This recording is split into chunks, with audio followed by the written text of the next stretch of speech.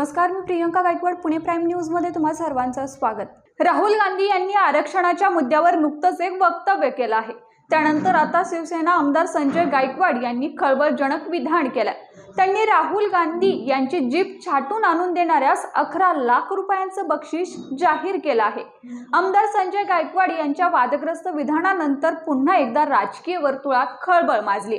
गायकवाड यांनी आज बुलढाणा इथं त्यांच्या कार्यालयात घेण्यात आलेल्या पत्रकार परिषदेत हे विधान केलंय।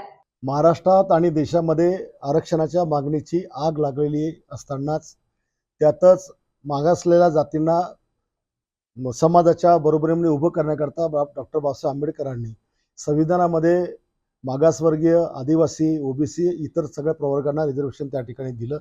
आणि असं असताना काँग्रेसचे ज्येष्ठ नेते राहुल गांधी यांनी विदेशामध्ये जाऊन माझ्या देशातलं रिझर्वेशन आम्हाला संपवायचं आहे अशा प्रकारचं वक्तव्य त्या ठिकाणी केलं।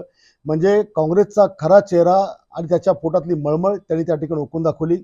लोकसभेच्या निवडणुकीमध्ये संविधान धोक्यात आहे, संविधानामध्ये हे आपलं आरक्षण संपवणार आहे असा फेक निगेटिव्ह नेरेटिव्ह ठेवून त्यांनी समाजाची मतं घेतली आणि आज ते आरक्षण संपवण्याची भाषा करून आलेत।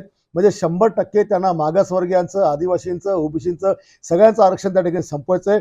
या राहुल गांधींनी हे जे शब्द बोलला की आम्हाला आरक्षण संपवायचं आहे, माझं आव्हान आहे की या राहुल गांधीची जो जीप छाटेल त्याला 11 लाखाचं बक्षीस मी माझ्या वतीने त्या ठिकाणी देईल। या बातमीसह इथेच थांबतोय, मात्र तुम्ही पाहत राहा पुणे प्राईम न्यूज।